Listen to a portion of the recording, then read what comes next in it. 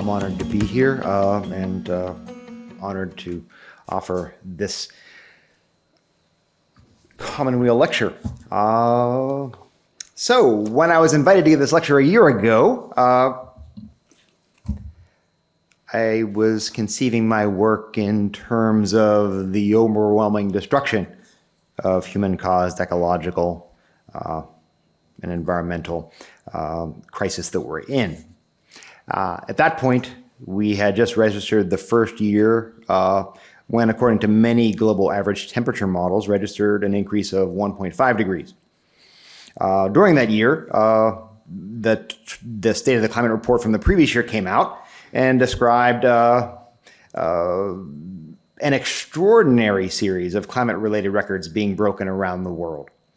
The rapid pace of change has surprised scientists and caused concern about the dangers of extreme weather, risky climate feedback loops, and the approach of damaging tipping points sooner than expected.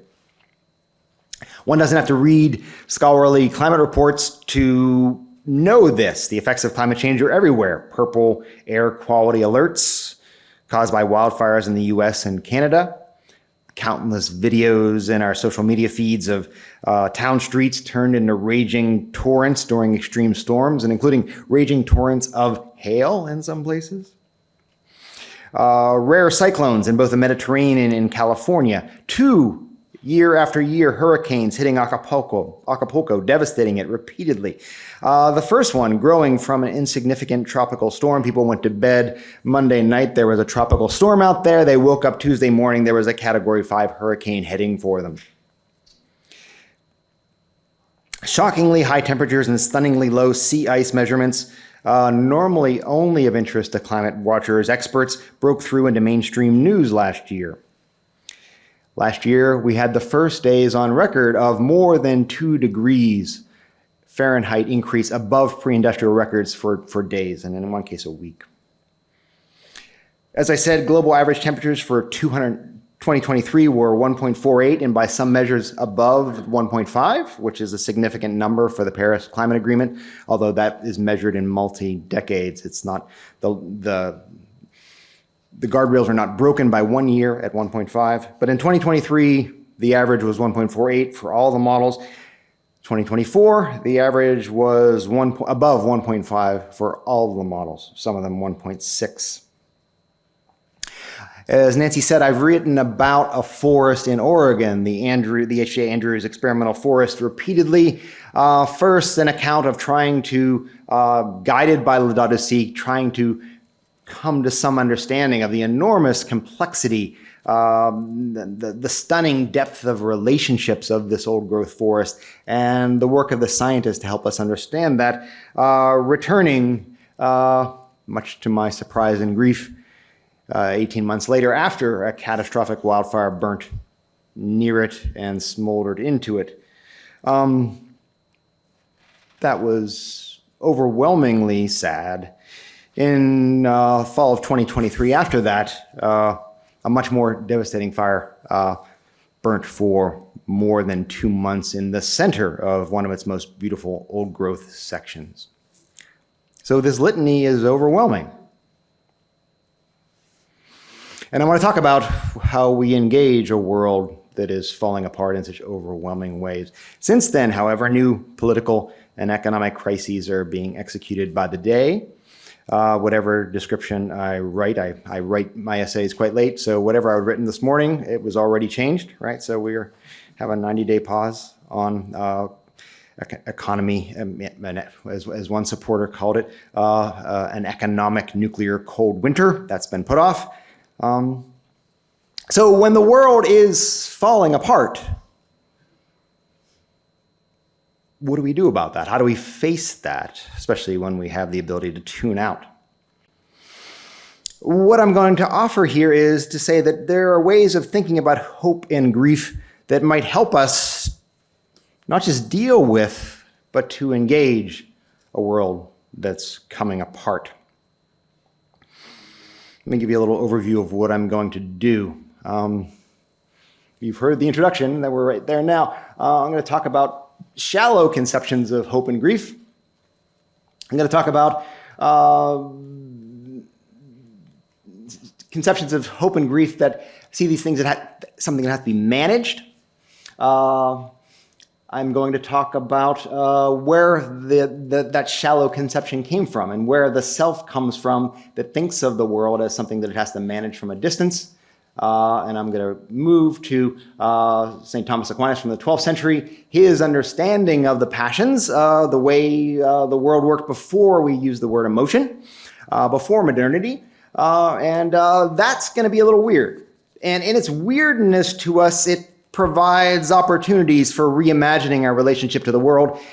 My ultimate goal is to give you a way of thinking about hope that isn't something that happens after you deal with grief, that happens after you deal with disorientation. We don't have to step away from the chaos. We don't have to do breathing exercises. When you feel the blood rushing up, when you feel the tears coming to your eyes, this old understanding of hope and grief actually provides a way of thinking about that as you're responding. That's engagement.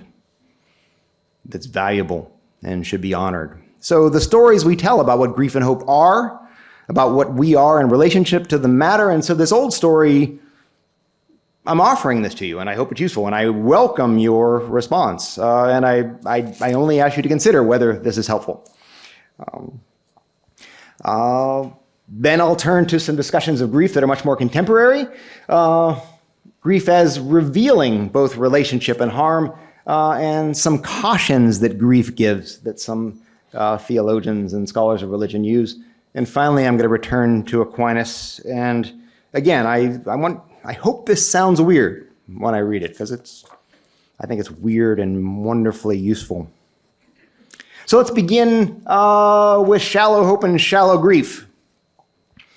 There's a debate in the world of climate communications about how to frame and communicate the overwhelming crisis of climate change. When I was doing that litany as I opened, did you feel a bit overwhelmed? Right. What do you do with that? And there's a great deal of concern in this world that if you speak wrongly, you just shut people down. I wrestle with this greatly in the classroom when I teach courses on climate change, and I can never get it quite right. And so I just now say to the class, I don't know how to do this. This is the problem we're wrestling with, right? So there's this, it's extremely unstable. And so either I undersell it and people go, well, it's kind of bad, but it's not that big of a deal. Or I oversell it and they walk out of the classroom utterly desolated and full of despair. And to present the reality without overwhelming people is enormously hard. And so scientists and climate communications wrestles with this greatly. Michael Mann, the atmospheric scientist famous for the hockey stick chart that graphically conveys the scale of recent global warming over the long-term climate record, right? So climate sort of goes like that for thousands and thousands and thousands of years.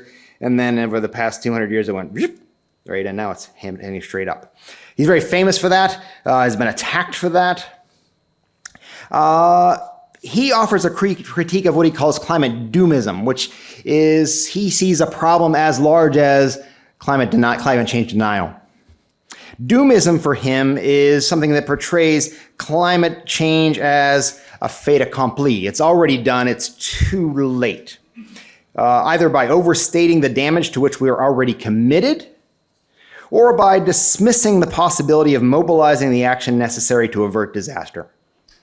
Or finally, by setting the standard so high that any action seems doomed to failure. So he says that doomism is a political problem, it's a civilizational problem, it's a communications problem as significant as denial, and we need to consider both. And he's got a formula. He's a scientist. He argues that climate messaging should offer a carefully calibrated balance of urgency, it's bad, and agency, there's hope. His message is both that climate change poses a profound threat to human existence, and we have And this is true. We have the technical and policy tools we need to address it, if we only summon the political will to do so. That last part's hard, right? Because it's not clear how that lands as hope. I don't find that works in the classroom because people look around the world and they don't see a world where the political will exists to do that, right? They see a world where political decisions are running in the opposite direction. I want to focus in on how this framing imagines hope, though. It imagines it in a way that's quite common today, especially among people at universities or Commonweal readers, members of the professional middle class mostly. Hope is understood as a plausible plan, a carefully calculated plan, a carefully constructed plan to address a challenge or difficulty. Right? Do we have hope? Is there something we can do? What can we do? Let's get it done, right? That's how we imagine ourselves as members of the professional middle class. We train for that, right? We've got the expertise. Let's do it, whatever it is. To have hope is to have a plan here, a plausible plan.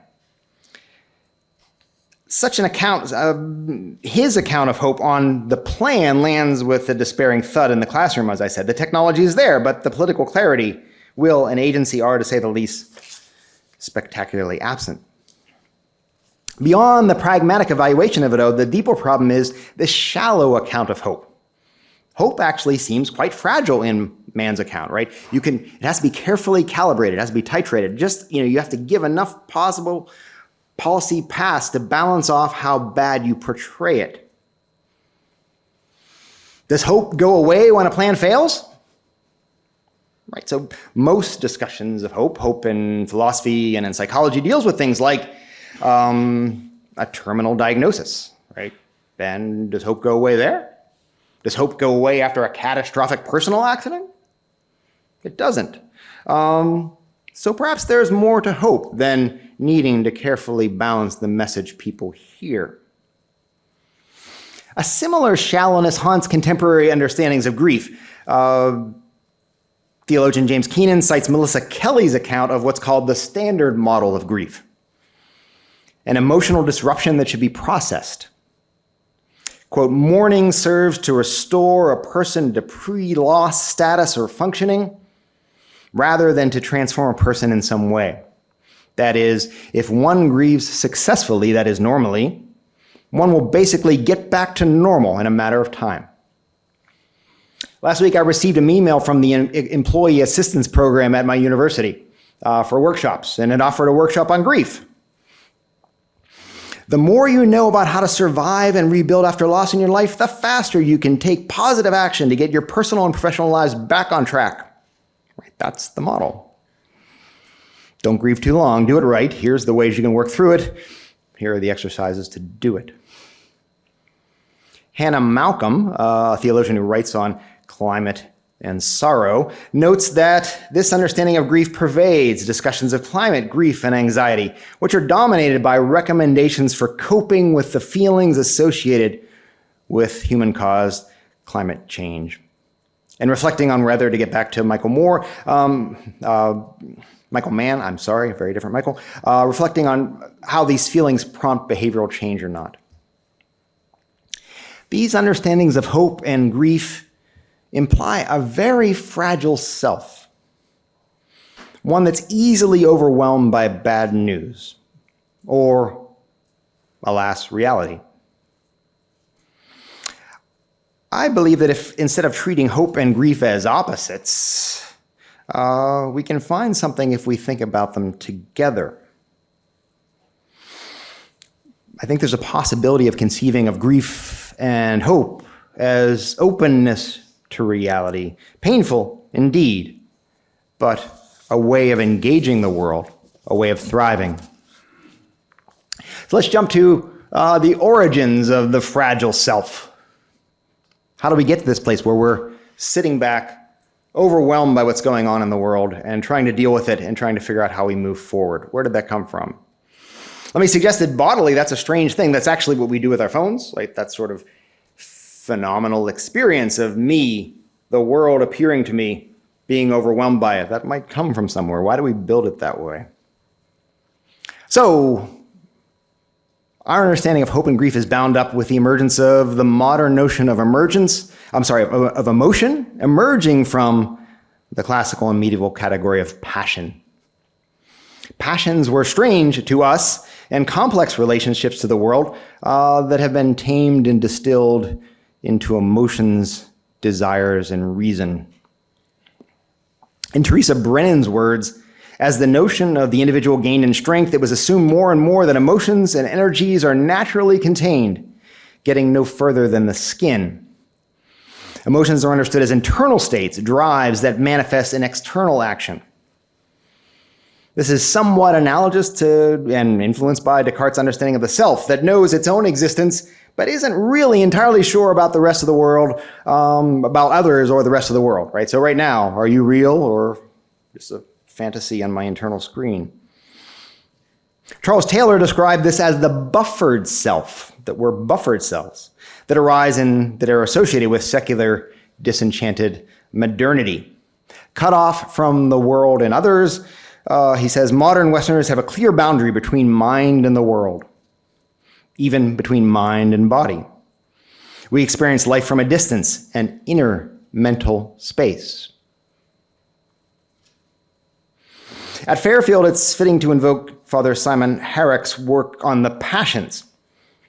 He noted how the struggle for control of the passions by reason paralleled the tendency to control others. The struggle for control of the other as well, since we do not want to be in thrall or possessed. We want to be agents, we are told. We want to act and not be acted on. We do not want to be moved. So note there the role of agency and that phrase thrall, which will appear later, curiously. But that sense in which we do not want to be moved. In the classroom, I tread very lightly presenting things because I do not want to overwhelm people together in space, right? If we break down and cry together, that's a problem. Taylor contrasts this buffered notion of the self with the porous self, common in the enchanted world before secularization, where the boundary between agents and forces and the boundary between mind and the world was fuzzy. The self was porous, open to influences from other persons, beings, and objects. You could be possessed, you could be elevated, you could be moved. We see now how that buffered self is implicit in the dominant understandings of hope and grief. As isolated individuals, we experience profound feelings of loss and chaos in the world. We work to deal with that emotional pain, but it's ours. Suspicious of responding emotionally, we try to process our feelings so we can move on to a rational calculation of a path forward in action. While we may join together with others in communal action, this comes after our individual struggle, which may continue through that. The porous self corresponds well with classical and medieval notions of the passions. To jump to Thomas Aquinas, writing in the early 1200s, human experience was rooted in a bodily response to external reality. He viewed the human as a rational intellect embodied as a physical animal being. The human soul united all of those levels, physical, animal, and rational, were all of those things. Thus, our sensory and emotional experiences, our understanding and desires of the world arises, this is the weird part, from being literally physically moved by the world.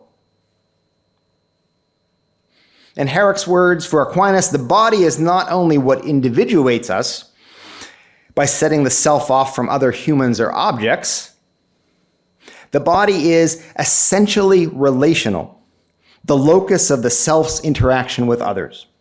The body is the physical evidence both of my individuality, he says, and my vulnerability to and need for relationship. Now, I want to stress again, I keep using this word weird. Weird is a high praise for me, right? Because what we got ain't working. I don't know if you feel that way sometimes, right? So I want to stress how weird these ancient notions of passion are to us. We imagine the outside world as coming to us through reports of our senses inside, right? And being projected and contemplated on some internal mental screen. We evaluate them and respond with emotions, thoughts, and actions.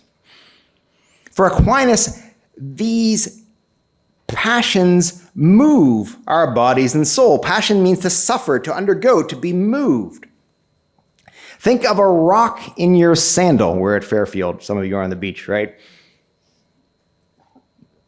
You don't step down, observe a sharp pain, consider it, and then decide to lift your foot, right?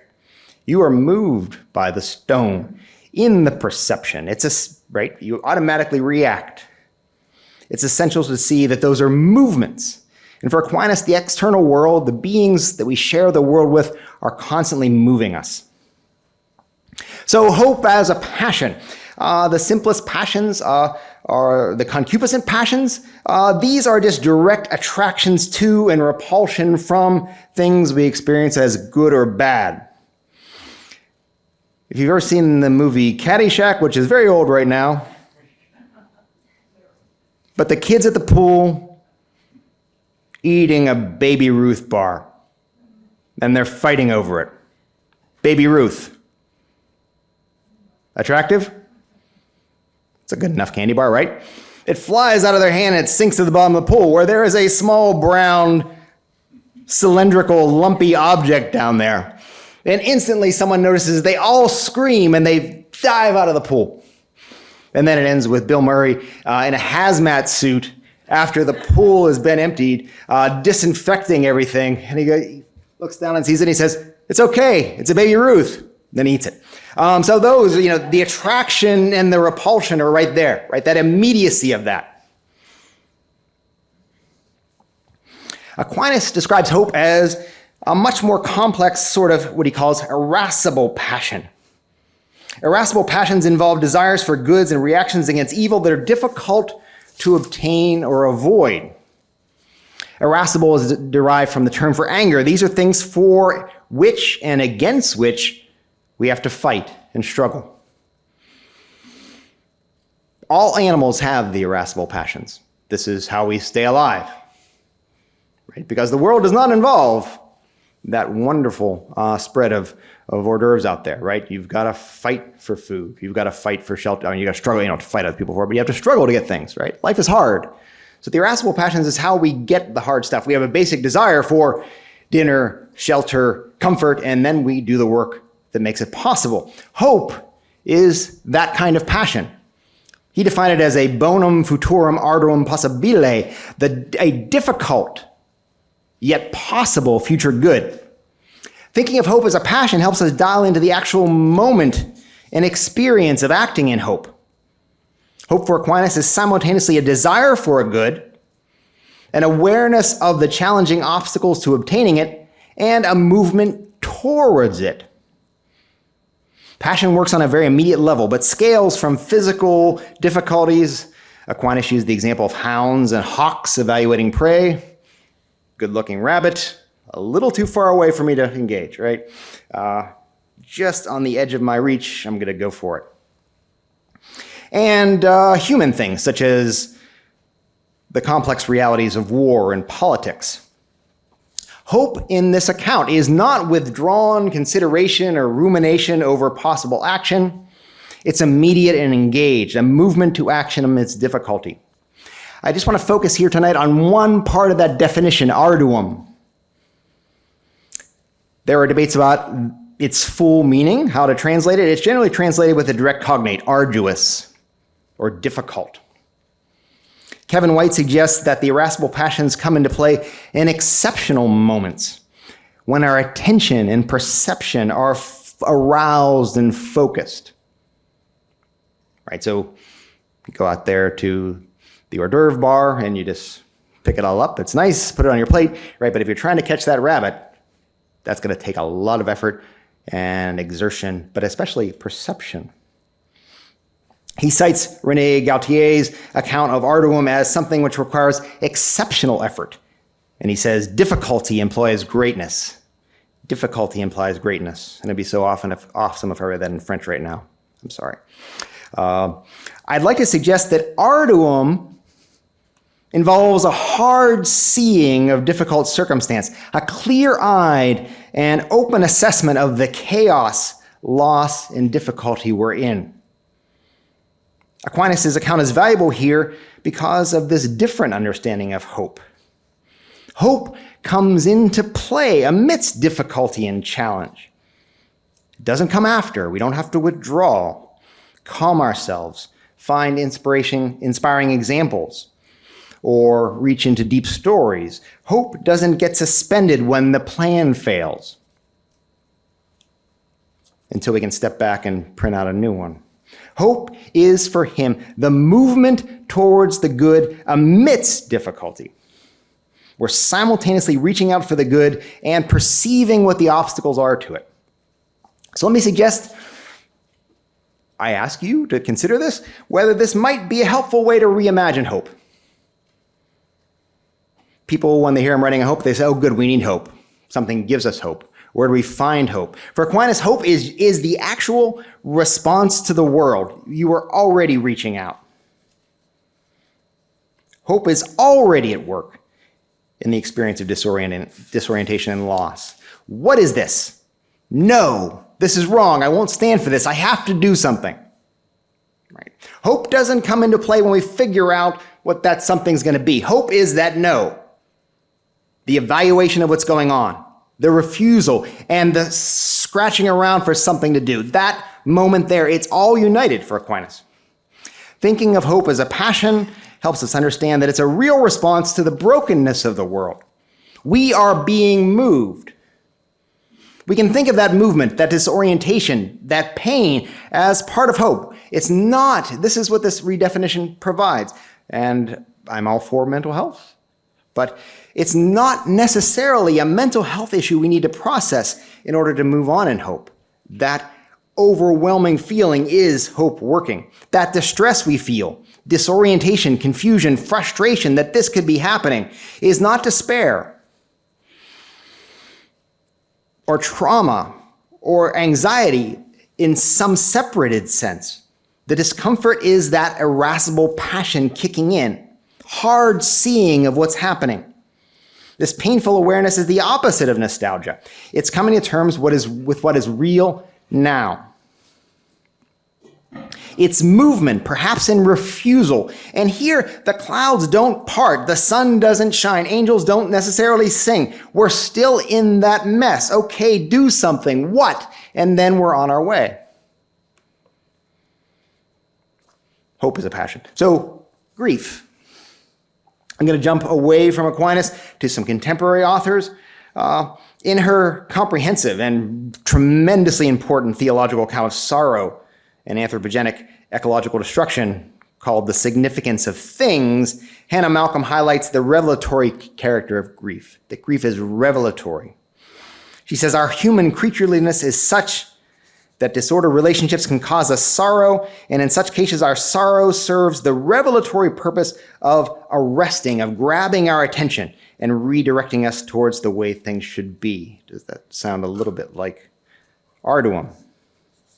She engages Judith Butler's enormously influential book, Precarious Life, which they wrote in the wake of the 9/11 attacks and during the subsequent War on Terror. The work is cited most often for Butler's important reflections on who and who is not grievable. And certainly in the contemporary world, we are still very much there. Some people are not grievable. The argument is not simply a matter of picking and choosing. It's much deeper than that. She pursues that question with a deeper set of questions that yields a more complex politics. Butler traces the standard account of hope that I mentioned, of mourning, that I mentioned earlier, to Sigmund Freud, to his earliest reflections on grief as a transition between one object and another object, but notes that he eventually rejected the idea that grief was transitory, and Butler does too. Butler sees in grief an unchosen transformation. Quoting her, one mourns when one accepts that by the loss one undergoes, one will be changed, possibly forever. Perhaps mourning has to do with agreeing to undergo a transformation, perhaps submitting to a transformation, the full result of which we can't know in advance. The standard account of grief is tempting because grief hurts badly. If we allow ourselves to truly undergo grief, Butler suggests, maybe something about who we are is revealed, something that delineates the ties we have to others, that shows us these ties constitute what we are. Ties are bonds that compose us. I find this very appealing, that hope reveals our relationships, but Butler is kind of going in a different direction than I am. She immediately challenges my enthusiasm. It won't even do to say that I am promoting a relational view of the self over an autonomous one, or trying to redescribe autonomy in terms of relationality. Darn, that's what I wanted to do. It's more complex than that for them. Grief displays, they say, the thrall. That word is back. We heard it in Simon Herrick before. The thrall in which our relations with others hold us, in ways that we cannot always recount or explain, in ways that often interrupt the self-conscious account of ourselves that we might try to provide, in ways that challenge the very notion of ourselves as autonomous and in control. We are not simply constituted by relationships, Butler says, we are dispossessed by them as well. And here they connect grief with the unruliness of sexual desire and passion. How our sense of self and judgment is often humiliated, in their words, by various forms of rapture and subjugation. From our essentially passive formation as children. Someone once asked me, it was a strange neighbor who asked me strange questions. I won't go into all of them, but he said, I noticed you take your kids to church every Sunday. When did you decide to be a Christian? I was like, I was baptized before I could speak. Right? So I'm made as a self before anything I would narrate. I had nothing to say, right? He was disappointed by that. But that's what Butler's getting at, right? Our essentially passive formation as infants, the way in which we trust people who perhaps don't turn out to be trustworthy, our parents. I say that as a parent. And the continued unchosen nature of desire we often experience as adults. In all of this, Butler makes a very complex point, not simply that grief can be overwhelming, that our relationships are experiences of thrall and subjugation, or that these reveal our connections to the world, but that this dependence, we might say this passion, cannot actually be spoken. In the effort to explain these relations, I might be said to have them. But what does having imply, they ask? This detached narration of the self here invokes relationality as an option. Right? There's me and I'm in this relationship. There's me and I'm hurt by this loss. Relationality is an option, as accidental, and does not touch upon the question of what sustains me fundamentally. Broadening this to the liberal self and to rights talk, which are central to Butler's project, Butler thinks they're politically necessary, identity talk. But these do not do justice to passion and grief and rage, all of which tear us from ourselves, bind us to others, transport us, undo us, implicate us in the lives that are not our own, irreversibly, if not fatally. So for her, thrall is the basic model. We are controlled by forces out of our control. I would want to add in there, though, that perhaps gift is equally unruly. We're given things by others that constitute us in ways that we likewise can't explain, can't justify. They have a tendency towards that particular notion of loss of control, but gift is there too. Butler asks how this experience of grief might be rendered political, and this is where it gets interesting. Here, the complexity of the question of who or what is grievable, what is usually cited from Butler here, is not simply a matter of ideology or public opinion. Right? That there's a public consensus that those people are not grievable, these people are. It's much more complex for this argument. It's bound up with how grief is not completely translatable into language. Thus, it's not simply a matter of translating the experience of grief into an affirmation of our relationality and vulnerability.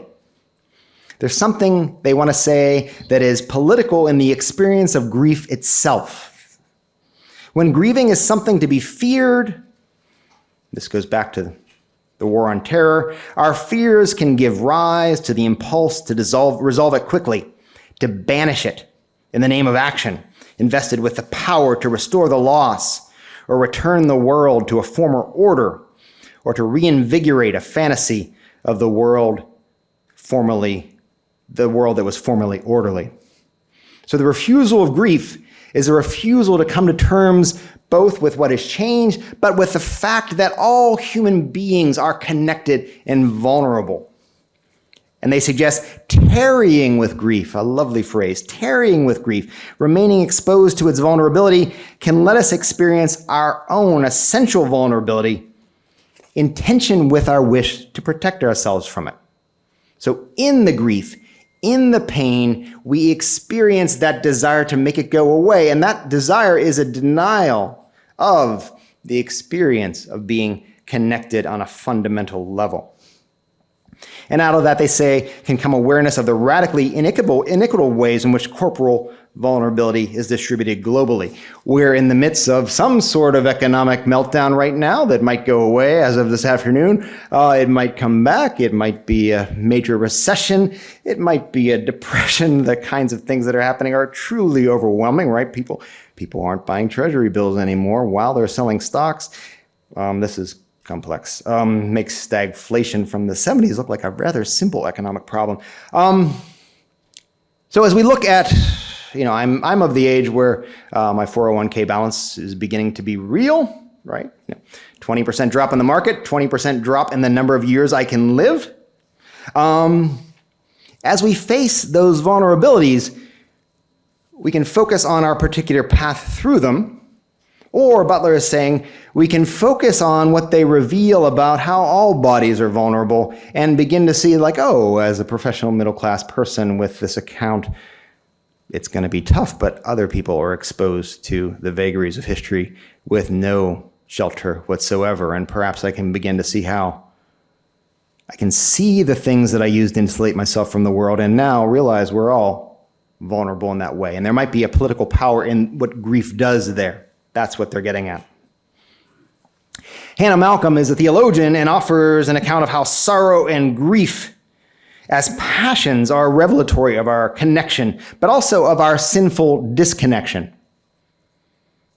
She says, if the passions do in fact participate in movements towards the good, then we might also treat reasoned movements of the sensitive appetite as offering moral insight. They can be revelatory of how things ought to be, and can be our first access to this revelation before we think we have reasoned our way to an account of a particular good. So the feeling, the passion itself, the feeling that something is wrong, is already telling us that something is missing. And in Aquinas' account, that's important. She quotes the Summa Theologica here, Aquinas, inasmuch as the desire or craving for good is reckoned as a cause of sorrow, we can't have it, we wish we had that. So must a craving for unity and love be accounted as causing sorrow. Right? That positive, fundamental desire for unity and love. Everything natural, and again, this is weird, everything natural just naturally desires unity, right? So, and he's not just talking about humans and our kittens, he's talking about rocks too. Just as it desires goodness, and therefore, just as love or desire for good is a cause of sorrow, so also is the love or craving for unity. Malcolm concludes, grief concerning human destruction of creation is an impassioned, and again, that's not just a decorative word, right? It's a bodily experience of disunion. To quote her, if the passions are an indication of the fittingness or harmony of an object in relationship to what we know of the good, then the passions, for example, climate breakdown provokes, are a product of a form of extreme alienation between human and non-human creation. So whereas Butler wants to say that grief reveals the way in which we're controlled by forces outside of our control and our stories of ourself, the CVs we narrate, the LinkedIn profiles we curate, right? There's some other stuff that's not there and we don't want to talk about that. And the pain of grief forces us to see that. Malcolm is saying that the pain, when we look at environmental destruction, reveals the profound lack of unity that human sinfulness has brought in the world. That pain, that shock, that horror at what's happening, that is a revelation already before we even think it through of what we've done. Grief and the particular, both Butler and Malcolm's accounts are enormously insightful, but their analyses, or my accounts of them, we should say, can move us into some abstraction. We grieve particular losses. We grieve the loss of others through death, a failed relationship, or any of the countless separations and violences that our bodies make possible. We don't so much have environmental grief as we mourn particular creatures within the maelstrom of the mass extinction event that humans are visiting upon the world. The effects of the Anthropocene are spread across the globe, dispersed in what Timothy Morton calls a hyperobject that's resistant to human perception. It's too big, too dispersed, right? We've got to consult climate reanalysis models to even come up with a sense of what the global averages are, right? You know, the global average temperature is not available, right? So you have to gather all this data. But the violence of the Anthropocene is visited viscerally in the burnt flesh of forests, starving polar bears separated from their prey by open water, and by the few remaining unspeakably beautiful vaquita dolphins who are thrashing in fishing nets as I speak. Ashley Consola Willocks speaks of the work of environmental mourning. She says, mourning is work for us all. Climate change, both its causes and its resulting impacts, is also work for us all as citizens of this planet. And as those who hold the responsibility for the changes perpetuated on our feathered, furred, scaled, insect, microbial, and phloemy, the trees, kin. Mourning for her is an embodied cognitive shock, a recognition of loss. It can drive us into deeper awareness of the vulnerable world, making us, according to her, viscerally and emotionally aware of the fragility of others that we have lost or what we could lose.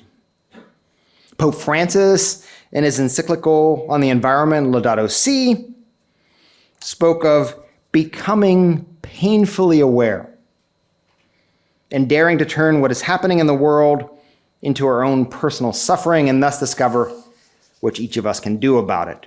That's the active, connecting, transforming work of grief. So there are similarities between this ancient account of hope and these contemporary accounts of mourning, in that passion, that engagement with reality. And both of them stress, and this is the thing that seems very appealing to me, its weirdness, right? Is that the emotion and turmoil and pain is how we experience that. It does not have to get translated into mental categories, into reasonable categories immediately. It's already happening in the response. We do not have to step away from the pain to engage. The pain is engagement. Mourning is not shutting down, it is being moved.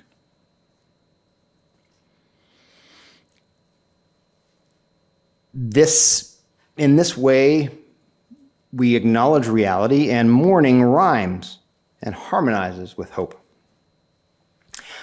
Third thing about grieving that appears in this literature, and Malcolm says this very well, how we talk about grief and sorrow reveal our connection and our harm of the world, but that has a significance in how we respond.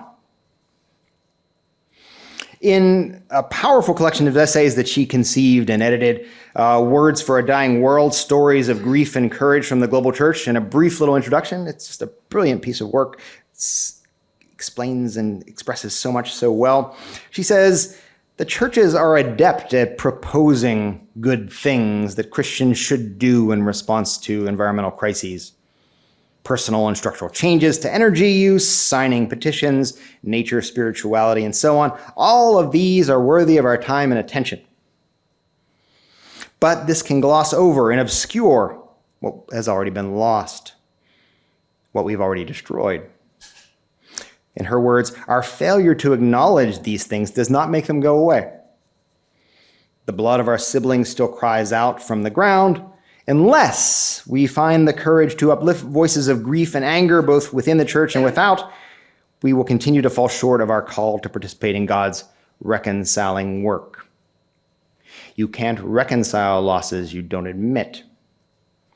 Reconciliation will begin, as she says, when in truly understanding its necessity, its backdrop of irrevocable loss. So our plans for addressing destruction cannot be developed apart from the sorrow over what we've done, the pain of what has been done.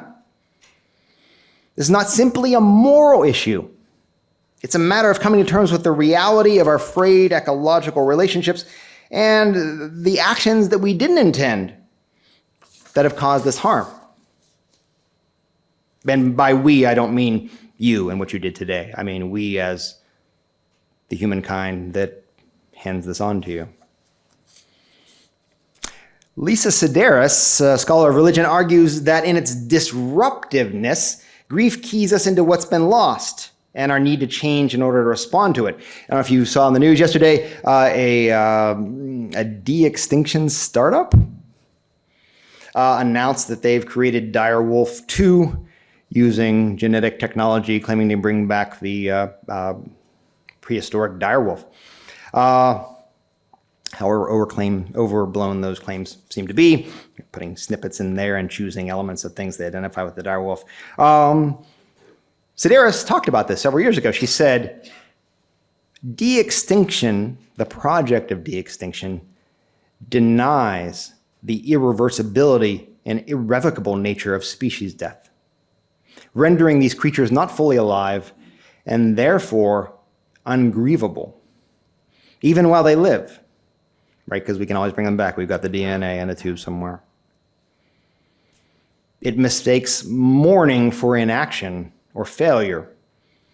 She thinks mourning can do more than that. Have you seen Mickey 17 yet?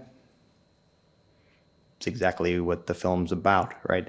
This guy signs up for a trip into space. He finds out that he's an expendable, and that means that he can die over and over again. They'll print him out again. That's the contracts he signs, right? So he dies over and over and over again, which is very helpful. He helps them design the vaccine for the virus they land on, the planet they land on. Mickey, like 12 through 16, do that in painful ways. But he's always reprinted again. So his life doesn't matter. His partner just gets another Mickey, and they're all kind of a little different. That's interesting. At one point, she gets two. It's only when there are two Mickeys and they now are individuals and their lives matter, right? Because Mickey 16 and Mickey 17, they won't both be reprinted, and so their individuality, suddenly they become persons, and there's some amazing scenes about vocation and life and its meaning there. So Sedaris's argument is the plot of Mickey 17. I encourage you to see it. A lack of grief, she says, or indeed the inability to even imagine grieving, is symptomatic of an underlying certainty. And this gets back to Mickey. Whether it's a certainty of optimism or of despair, certainty that the future will simply be a continuation of the status quo. So grief lets us face the irrevocability of history. It's not a video game where you just get another life. The pain of grief redirects us, helps us act in relationship to a changed world, and break out of the patterns of action that got us here. As my colleague Ethan Smith says so trenchantly, grieving is preparing to live otherwise.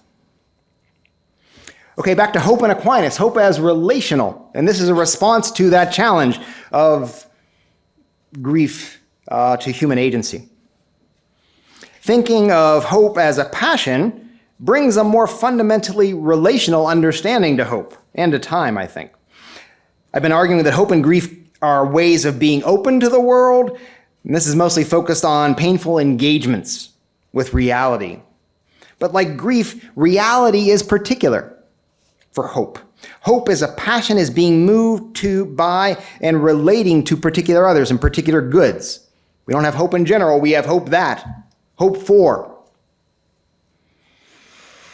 It's not me as an individual, the buffered self sitting back, contemplating a range of particular goods. There's so many wonderful Apple TV series, I don't know, should I say this, that are beautiful, high production values that not many people watch. But if you've been watching Dark Matter, that series, there's a quantum hallway with all these multiple timelines you can enter into and go out of. That's sort of, how the buffered self thinks of hope, right? What door will I open? Which path will we take? Hope for Aquinas is me reacting to particular goods, being affected and moved by others' hopes and suffering. One of the cool and surprising facts about Aquinas' locating hope as a fundamental passion, as an irascible passion, is that not just humans, but animals, and he says something like other creatures, that's interesting, isn't it, have irascible passions and hope. But animals certainly do, he says. It's fundamental to being an animal. Hope is being moved by those relational possibilities among other humans and other animals, among other animals, including humans, we might say, weaving pathways to new possibilities together. We can reimagine hope not as some ultimate plan, some assurance that this will all work out, but that grind of starting where we are, painfully aware of where we are, painfully aware of reality, seeking good amidst chaos and destruction, not as our individual or human-centered plans to fix the world that we have broken, but as hopeful and mournful shared action in vulnerable openness to other humans and other creatures. Finally, a good slide. This is the Mackenzie River in Oregon. The Mackenzie River is a mountain tributary to the Willamette. The Willamette flows out near Portland. So if you follow the Willamette south from Portland for 100 and some miles and make a left at Eugene, you're in the Mackenzie. It's a beautiful river. This image is a female salmon building what is called a redd in the river. You can see her right here.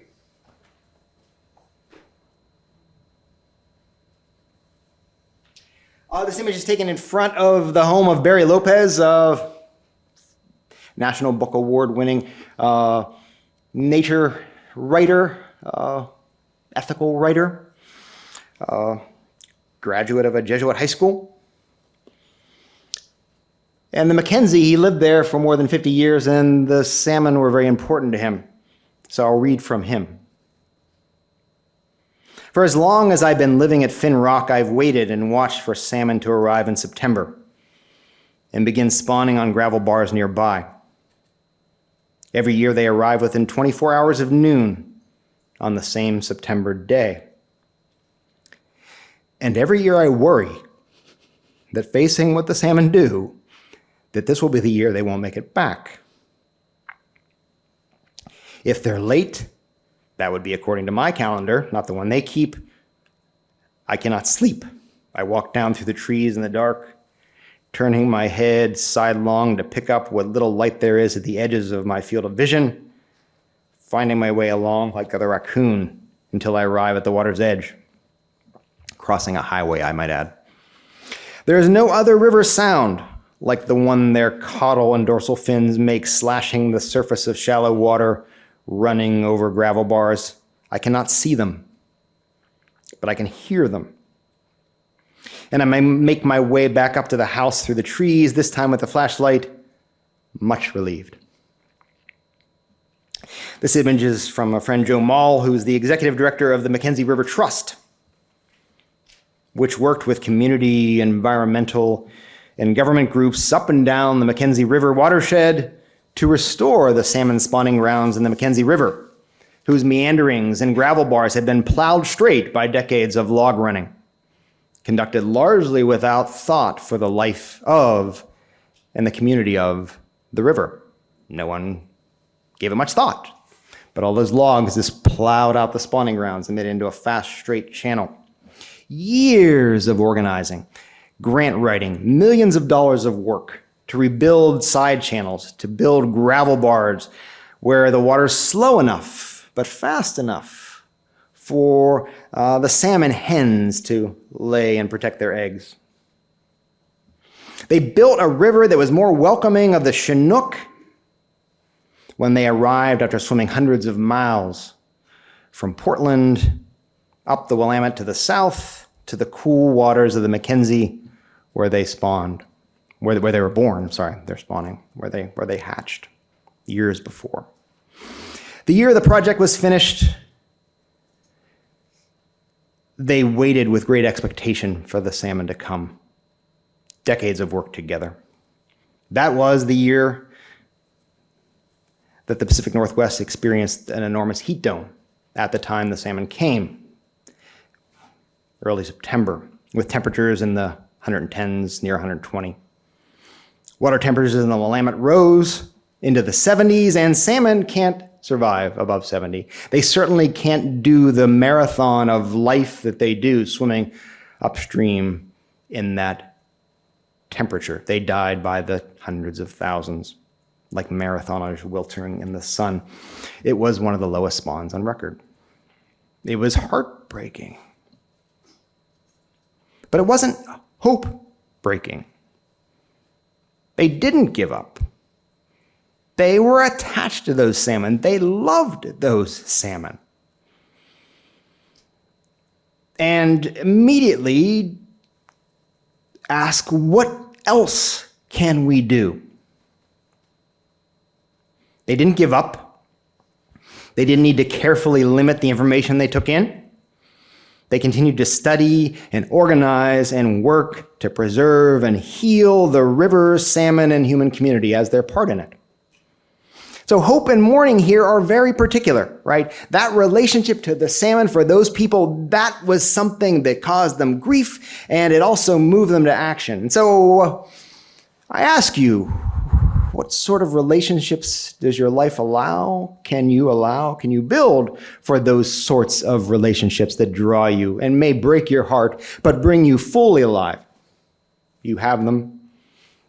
And this account of the passions points us to the need to develop them. What can touch me? Who can touch me? Right?